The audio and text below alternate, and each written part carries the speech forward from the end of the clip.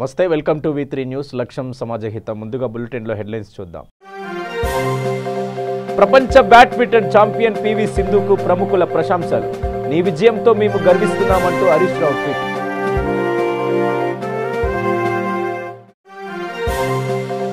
ప్రాజెక్టుల రీడిజైన్ కేరుతో కేసీఆర్ ప్రభుత్వం ప్రజాధనాన్ని లూటీ చేస్తుంది కేంద్ర హోంమంత్రిని సిబిఐ ఎంక్వైరీ వేయాలంటూ కోరుతామన్న సిఎల్పి నేత బట్టి విక్రమార్క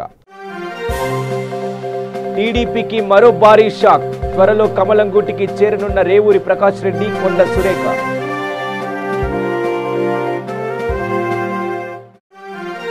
భద్రాచలంలో ప్లాస్టిక్ బాటిల్స్ క్రషింగ్ మెషిన్ ను ప్రారంభించిన సిబిఐ మాజీ జేడీ లక్ష్మీనారాయణ చివరి దశకు చేరుకున్న ప్లాస్టిక్ రహిత భద్రాద్రి కోసం జేడీ ఫౌండేషన్ చేపట్టిన మిషన్ ప్రపంచ బ్యాడ్మింటన్ ఛాంపియన్షిప్ సాధించిన తెలుగు క్రీడాకారిణి పివి సింధుకు పలువురు ప్రముఖులు అభినందనలతో ముంచెత్తుతున్నారు తెలంగాణ ఆంధ్రప్రదేశ్ రాష్ట్రాల గవర్నర్లు నరసింహన్ విశ్వభూషణ్ హరిచంద్రన్ ముఖ్యమంత్రులు కె చంద్రశేఖరరావు వైఎస్ జగన్మోహన్ రెడ్డి సింధు విజయం దేశానికి గర్వకారణమని పేర్కొన్నారు సింధు ఇలాంటి విజయాలను మరెన్నింటినో సాధించాలని కూడా ఆకాంక్షించారు సింధుకు తెలంగాణ శాసనసభ స్పీకర్ పోచారం శ్రీనివాసరెడ్డి అభినందనలు తెలిపారు టీఆర్ఎస్ కార్యనిర్వాహక అధ్యక్షుడు కేటీఆర్ ఇక నీ విజయంతో యువత స్ఫూర్తి పొందుతుంది అని పేర్కొన్నారు ఎక్సైజ్ శాఖ మంత్రి వి శ్రీనివాస్ గౌడ్ నీ విజయంతో పులకించిపోయాం ఇలాంటి విజయాలను మరెన్నో సాధించాలి అని పేర్కొన్నారు మాజీ మంత్రి హరీష్ రావు కంగ్రాట్స్ సింధు అంటూ ఆయన తన ట్విట్టర్లో అభినందించారు బ్యాడ్మింటన్ ప్రపంచ ఛాంపియన్షిప్ సాధించిన తొలి భారతీయ మహిళగా నిలిచావు కీపిటప్ అని ఆయన పేర్కొన్నారు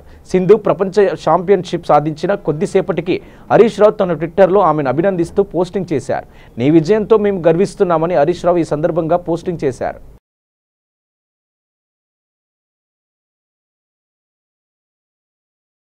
తెలంగాణ సీఎం కేసీఆర్ కుటుంబం ప్రాజెక్టుల రీడిజైన్ పేరింగ్తో అడ్డగోలుగా దోచుకుంటుందని సిఎల్పి నేత మదిర ఎమ్మెల్యే బట్టి విక్రమార్క తీవ్ర విమర్శలు గుప్పించారు ఈ అవినీతి వ్యవహారంపై కాంగ్రెస్ పార్టీ కేంద్ర హోంమంత్రిని కలిసి సిబిఐ విచారణ జరపాలని కోరుతామని బట్టి విక్రమార్క తెలిపారు ఆదివారం ఖమ్మం జిల్లా మదిరాలో ఏర్పాటు చేసిన విలేకరుల సమావేశంలో బట్టి మాట్లాడుతూ 28,000 కోట్లతో పూర్తయ్యే కాళేశ్వరం ప్రాజెక్ట్స్ రీడిజైన్ పేరుతో 80,000 కోట్లకు పెంచారని చెప్పుకొచ్చారు అలాగే 1,500 కోట్లతో పూర్తయ్యే సీతారామ ప్రాజెక్టు 15,000 కోట్లు పెంచారని ఇలా ప్రాజెక్టుల రీడిజైనింగ్ పేరుతో ప్రజాధనాన్ని అక్రమంగా దోచుకుంటున్నారని విమర్శించారు ఈ విషయంపై కాంగ్రెస్ పార్టీ ఆధ్వర్యంలో సోమవారం ప్రాజెక్టుల బాట పట్టి జరుగుతున్న అవినీతి దందా ప్రజలకు వివరించడం జరుగుతుందని బట్టి విక్రమార్క తెలిపారు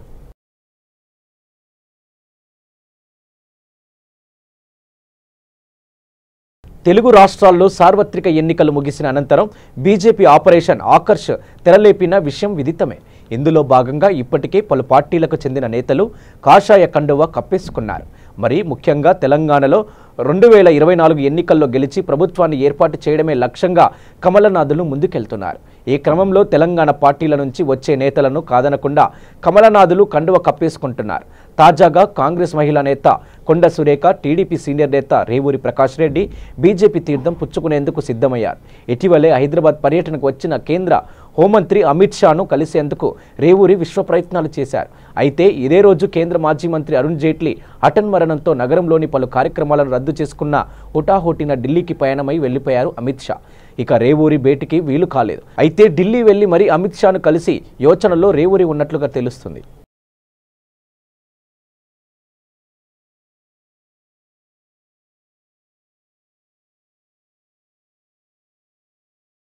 Hyderabad runners Airtel half marathon ఆరోగ్యంపై అవగాహన కల్పించేందుకు హైదరాబాద్ రన్నర్స్ అసోసియేషన్ ఎయిర్టెల్ ఆధ్వర్యంలో హాఫ్ మారథాన్ చేపట్టారు నెక్లెస్ రోడ్లోని పీపుల్స్ ప్లాజా వద్ద ప్రారంభమైన ఈ పరుగు గచ్చిబౌలి స్టేడియం వరకు కొనసాగింది ఈ మారథాన్లో యువత క్రీడాకారులు మహిళలు సాఫ్ట్వేర్ ఉద్యోగులు ఉత్సాహంగా పాల్గొన్నారు 42 కిలోమీటర్ల మేర సాగిన ఈ మారథాన్ నెక్లెస్ రోడ్ నుండి Khairatabad Raj Bhavan Panjagutta Srinagar Colony Jubilee Hills check post Peddamma Temple Kavuri Hills Madhapur Cyber Towers biodiversity CP office triple IT junction Wipro junction Gowlidoddi Gopanpally Hyderabad సెంటర్లో యూనివర్సిటీ ద్వారా గచ్చిబౌలి స్టేడియంకు మధ్యాహ్నం 12 గంటలకు ముగియనున్నది ఈ మారథాన్లో 20,000 మంది వరకు ఉత్సాహంగా పాల్గొన్నారు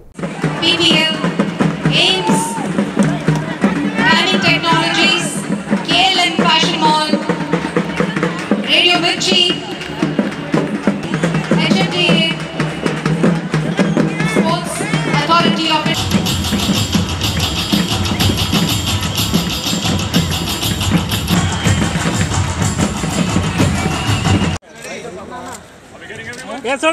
Yes.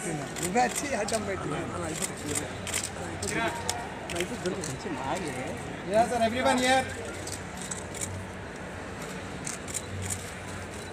Just hold on. Can we hold on? Hide the ball on us. Can we have the high? Okay. Yes. Congratulations, your turn. Brilliant. Keep running. Be healthy. Down this side. Down this side. Down this side.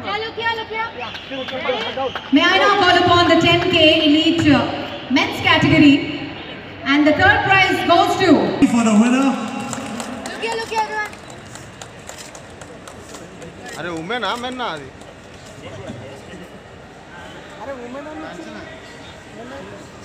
अरे women है जी Thank you. And the next category. You're down. Yeah. Got it. Thank you.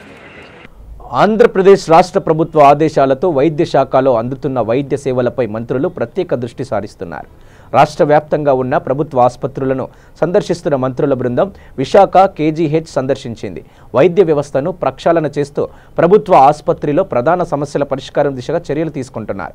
ఇందులో భాగంగా విశాఖ కేజీహెచ్ను సందర్శించిన మంత్రులు బొత్స సత్యనారాయణ, ధర్మన్న, కృష్ణదాస్, అవంతి శ్రీనివాస్, ఆళ్ల నాని, పుష్పశ్రీవాణి రోగుల సమస్యలను అడిగి తెలుసుకున్నారు. అదేవిధంగా వైద్యులతో సమీక్ష నిర్వహించిన మంత్రులు సమస్యలను అడిగి తెలుసుకున్నారు. వార్డులు తిరుగుతూ పరిసరాలను క్షుణ్ణంగా పరిశీలించారు. రోగుల బంధువులకు అందుతున్న సౌకర్యాలు తదితర అంశాలపై కూడా మంత్రుల బృందం అధ్యయనం చేసింది. ఉత్తరాంధ్రతో పాటు ఇతర రాష్ట్రాల నుంచి కూడా రోగులు వస్తున్న నేపథ్యంలో మౌలిక సదుపాయాలపై దృష్టి సారించారు. జిల్లా collector Vinay Chand, KGH superintendent అర్జున్తో కలిసి మంత్రులంతా రోగులను పరామర్శించారు. అనంతరం వైద్యులతో సమీక్ష నిర్వహించి కావలసిన సౌకర్యాలు, సమస్యలు పరిష్కరించాలని అంశాలపై చర్చించారు. వైద్య ఆరోగ్య శాఖ సమీక్షా సమావేశానికి నాతో పాటు ముఖ్య అతిథిగా హాజరైనటువంటి గౌరవనీయులు ఉప ముఖ్యమంత్రి వర్యులు, గిరిజన సంక్షేమ శాఖ మంత్రులు శ్రీమతి పుష్పశ్రీవాణి గారు, గౌరవ మంత్రివర్యులు టూరిజం, కల్చర్ మరియు యూత్ మినిస్టర్ గౌరవనీయులు ముత్తంశెట్టి శ్రీనివాస్ గారు,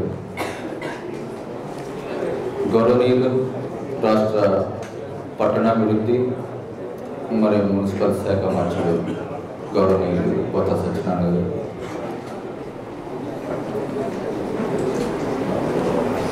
గౌరవ ప్రభుత్వ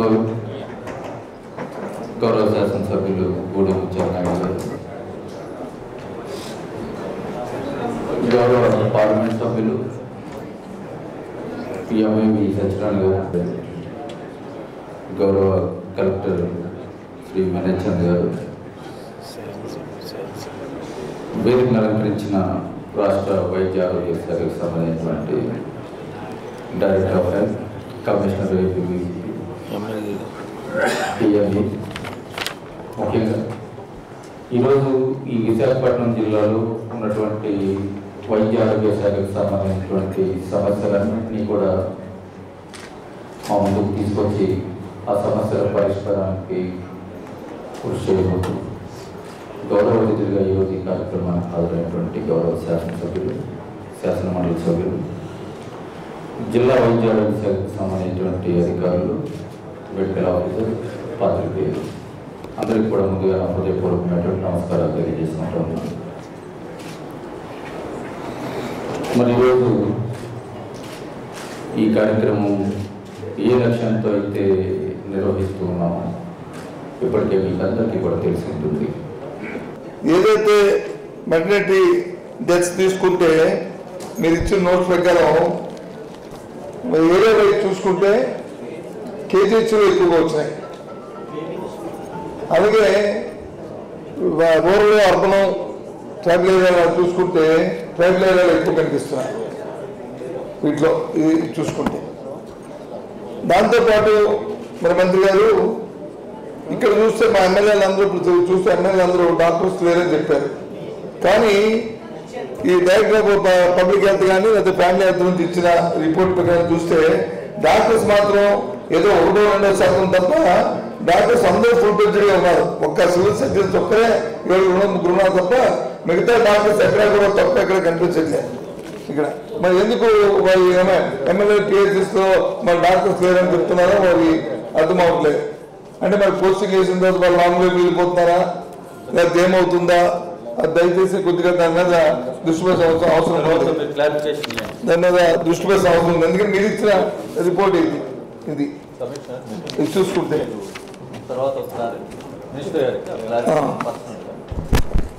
ఒక కానీ సబ్స్టేట్ ఎవరైతే ఉన్నారో మల్టీ పర్పస్ హెల్త్ సూపర్వైజర్స్ అలాగే మెయిల్ అండ్ ఫీమేల్ అలాగే హెల్త్ అసిస్టెంట్స్ మెయిల్ ఫీమేల్ వారు మాత్రం సబ్స్టేట్ మీద చాలా తక్కువ ఉన్నారు.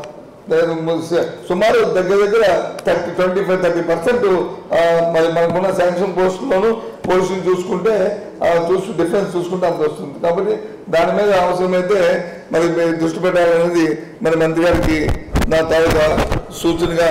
మరి ఏరియా హాస్పిటల్ చూసుకుంటే మాత్రం అక్కడ డాక్టర్స్ చాలా తక్కువ ఉన్నారు. డిసిహెచ్ ఇచ్చిన రిపోర్ట్ చూసుకుంటే డాక్టర్స్ మాత్రం దగ్గర 40% దగ్గర 30% డాక్టర్స్ లేరు అక్కడ. పిహెచ్లో చూసుకుంటే 95% ఉన్నారు. ఏరియా హాస్పిటల్ చూసుకుంటే మాత్రం 50 దగ్గర 33% వరకు లేదు. 140-50 మంది ఉండవలసింది 50 మంది లేదు. ఆదిలాబాద్ జిల్లా బోత్ మండల కేంద్రంలో స్థానిక గ్రామ పంచాయతీలో సర్పంచ్ సురేందర్ యాదవ్ అధ్యక్షతన జలశక్తి అభియాన్పై అవగాహన సదస్సు జరిగింది. కేంద్రం ప్రారంభించిన జలశక్తి అభియాన్ కార్యక్రమం ద్వారా గ్రామ ప్రజలను ప్రతి ఇంటికి ఎంకుడు గుంతలు మరియు చేతి పంపు దగ్గర ఎంకుడు గుంతలు కట్టుకొని నీటిని వృధా చేయకుండా తద్వారా భూగర్భ జలాలు వృద్ధి చేయాలని సూచించారు. ఈ కార్యక్రమంలో ఉప సర్పంచి కట్ట పల్లవి భూమేష్, ఈఓ సంజీవరావు మరియు గ్రామస్తులు పాల్గొన్నారు. 1 किलो 300 ग्राम का बेबी आया, कम से कम 3 किलो रहना, समझ में आ रहा है ना? कम से कम 3 किलो रहना बेबी पैदा होने, उसको हेल्दी बेबी बोलते, हेल्दी बेबी बोलते. उसको ग्लास में लगाया, वो बच्चा मौत हो गया हम गए बोल के, अरे सर ऐसा कैसे डिस्चार्ज हुआ बोले तो नहीं सर डिस्चार्ज अपन गवर्नमेंट में कैसा रहता, हम डिस्चार्ज कर लेते बोले तो ना करते थे, हाथ पूरा छोड़ देते हो क्यों बोले तो उसका रिस्पॉन्सिबिलिटी हो गया. तुम वहां पर रहे तो उसका जिम्मेदारी, वहां से निकले तो अपना जिम्मेदारी. ऐसा भी सब लोग आपका हेल्थ के बारे में भी सोचना. आशा कार्यकर्ता कुछ को उन लोगों को एजुकेट करो, उन लोगों को अच्छा बताओ.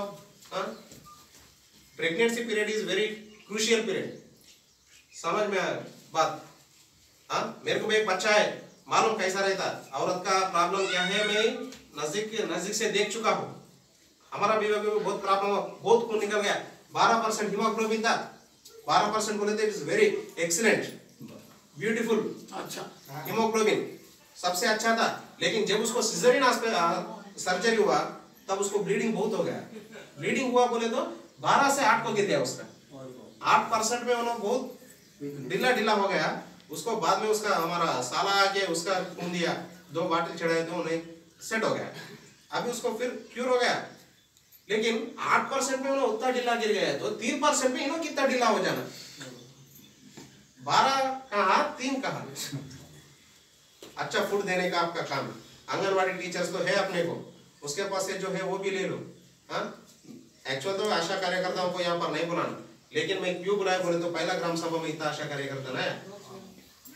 अब नेक्स्ट इसमें तो सब लोग यहाँ पर प्रेजेंट होना कंपल्सरी, नहीं तो मैं पेपर लिख के आपके डिपार्टमेंट पे भेजा देता. आशा कार्यकर्ता रहना, आंगनवाड़ी टीचर रहना, इलेक्ट्रीशियन रहना, ग्राम सभा बोले तो अभी पब्लिक को प्रॉब्लम रहता है, वो किसको पूछेगा? पब्लिक को प्रॉब्लम है इलेक्ट्रिसिटी पे, किसको पूछता?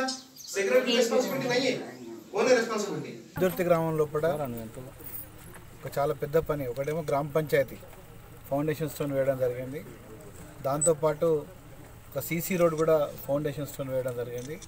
దాంతోపాటు శ్మశాన వాటిక వైకుంఠ ధామం కూడా ఇవాళ ఫౌండేషన్ స్టోన్ వేయడం. ఇవన్నీ శాంక్షన్ అయ్యి దాదాపు ఒక 1 సంవత్సరం 2 సంవత్సరాలు అవుతున్నాయి. కానీ వివిధ కారణాల వల్ల మధ్యలో ఎన్నికలు రావడం వల్ల ఇవన్నీ కూడా ఫౌండేషన్ స్టోన్స్ వేయలేకపోయినారు.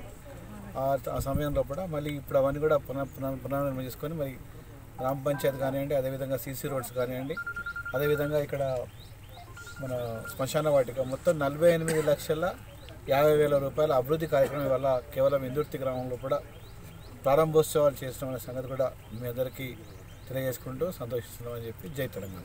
తెలంగాణ రాష్ట్రంలో మొదటిసారిగా ప్లాస్టిక్ రహిత భద్రాచలం సువర్ణ అధ్యాయమని ప్రతి ఒక్కరూ కూడా గర్వపడాల్సిన తరుణమని సిబిఐ మాజీ జాయింట్ డైరెక్టర్ జేడి లక్ష్మీనారాయణ అన్నారు. భద్రాచలంలో ఆదివారం సాయంత్రం శ్రీనిధి రెసిడెన్స్లో ప్లాస్టిక్ బాటిల్స్ క్రషింగ్ మిషన్ను ఆయన స్థానిక ఏఎస్పీ రాజేష్ చంద్రతో కలిసి ప్రారంభించారు.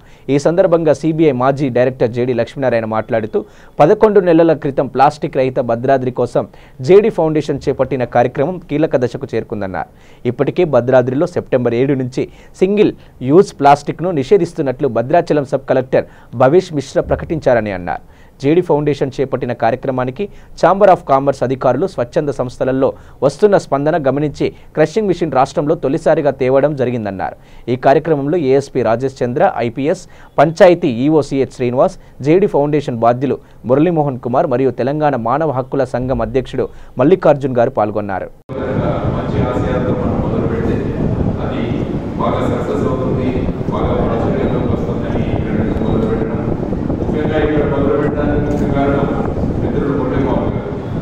ఆయనకి ఉంటే నేను చూసుకుంటాను సార్, మీరు మా మిత్రులు చాలా మంది ఉన్నారు, అందరూ సహకరిస్తారని ఆయన భరోసా ఇవ్వడం వల్ల ఈరోజు మొదలుపెట్టారు.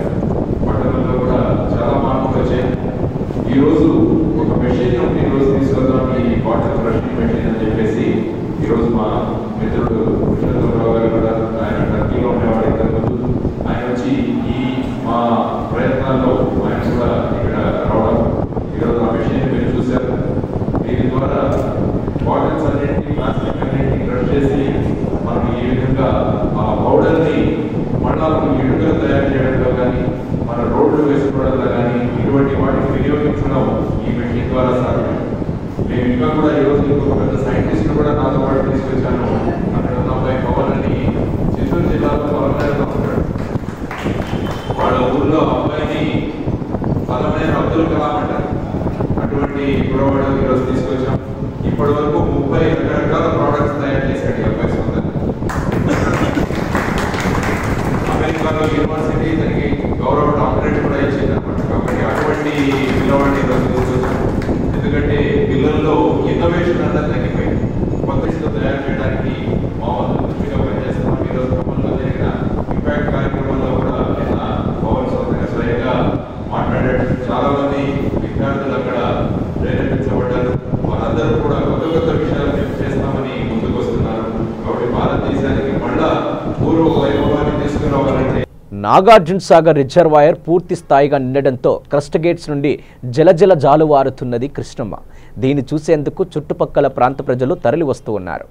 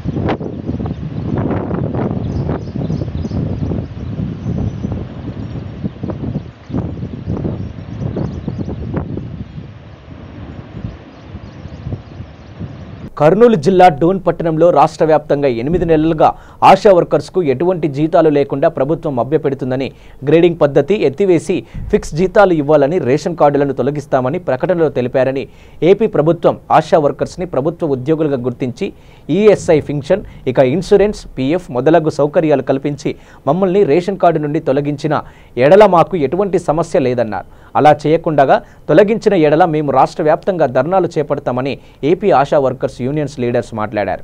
కానీ మేము 200 జీతం ఉన్నప్పటి నుంచి పనిచేస్తున్నాం, కానీ మమ్మల్ని ఇప్పటికీ స్థానిక రాజకీయ వేధింపులు ఎక్కువ అవుతున్నాయి అని మాట్లాడారు. కర్నూలు, కల్లూరు, ఉలిదండకొండ, పత్తికొండ, దేవనకొండ, ఆదోని, సి బెల్గల్, ఎమినిగనూర్ మరియు వెల్దుర్తి మండలాల నుంచి Asha workers Dhone junctions to Vijayawada ధర్నాకు వెళ్లకుండా ముందస్తుగా పోలీసులు అడ్డగించారని, ధర్నాకు ఎవరైనా వెళ్తే తక్షణమే అరెస్టు చేస్తామని డోన్ సిఐ కంబగిరి రాముడు అన్నారు. ఆశా వర్కర్స్ అందరూ డోన్ రైల్వే స్టేషన్ బయటకు బైఠాయించి ఎంత చెప్పినా వినకపోవడంతో వారిని డోన్ పట్టణ పోలీస్ స్టేషన్కి ఆశా వర్కర్స్ని తరలించారు.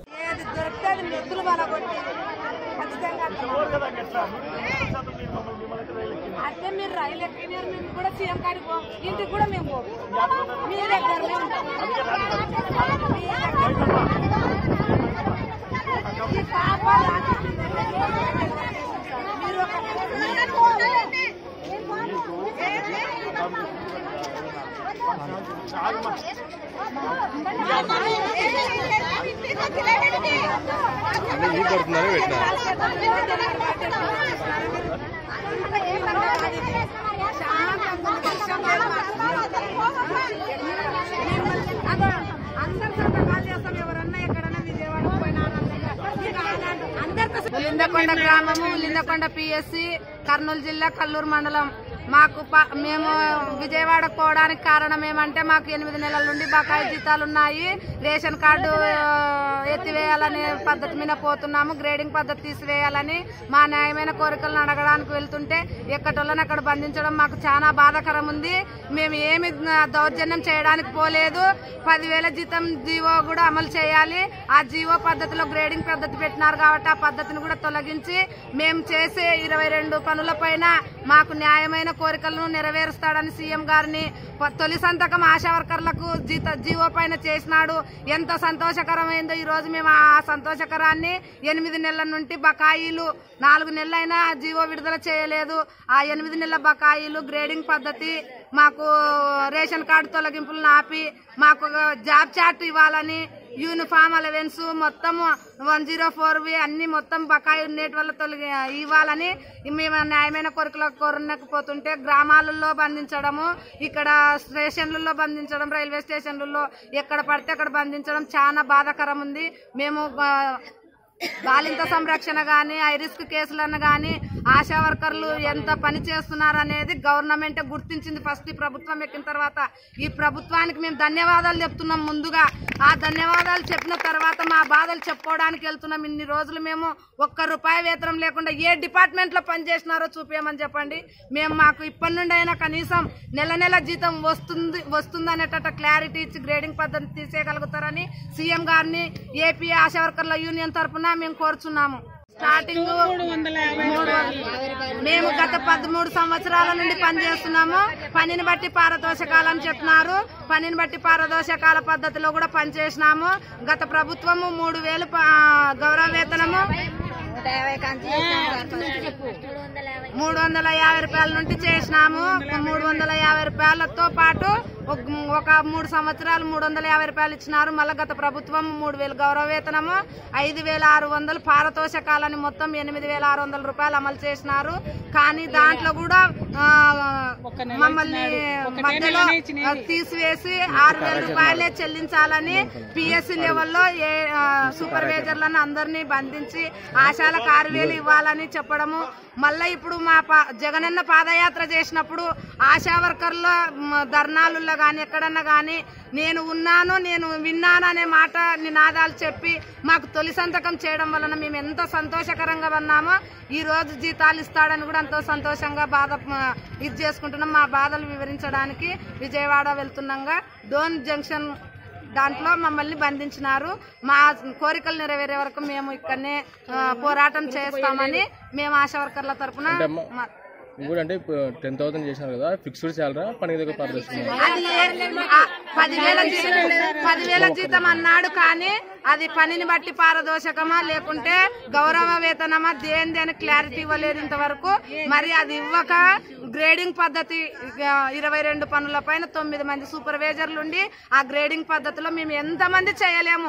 మేము ఇన్ని సంవత్సరాలు చేసినది ఒక ఎత్తు, ఇప్పుడు గ్రేడింగ్ పద్ధతిలో ఇప్పుడు 10th క్లాస్ సర్టిఫికేటే కావాలనడం చాలా బాధాకరం సార్. ఇంతకు ముందు చదవడానికి రాయడానికి వస్తే చాలు, గ్రామాలలో కేవలం తల్లి బిడ్డ సంరక్షణ కోసం మిమ్మల్ని తీసుకుంటున్నామని చురుకుదనంగా ఉన్న వాళ్ళు ఉంటే చాలని తీసుకున్నారు.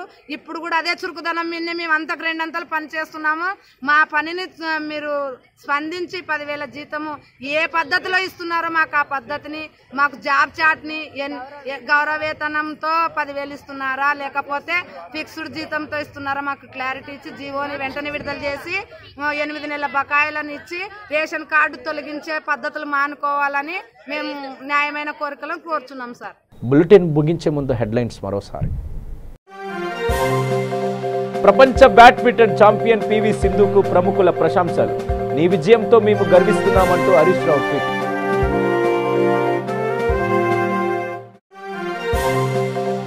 ప్రాజెక్టుల రీడిజైన్ పేరుతో కేసీఆర్ ప్రభుత్వం ప్రజాధనాన్ని లూటీ చేస్తుంది.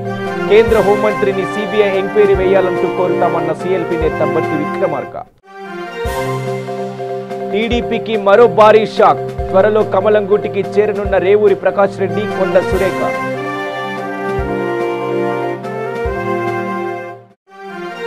భద్రాచలంలో ప్లాస్టిక్ బాటిల్స్ క్రషింగ్ మెషిన్ ను ప్రారంభించిన సిబిఐ మాజీ జేడీ లక్ష్మీనారాయణ. చివరి దశకు చేరుకున్న ప్లాస్టిక్ రహిత భద్రాద్రి కోసం జేడీ ఫౌండేషన్ చేపట్టిన మిషన్. ఇవి బులెటిన్ విశేషాలు. చూస్తూనే ఉండండి V3 న్యూస్.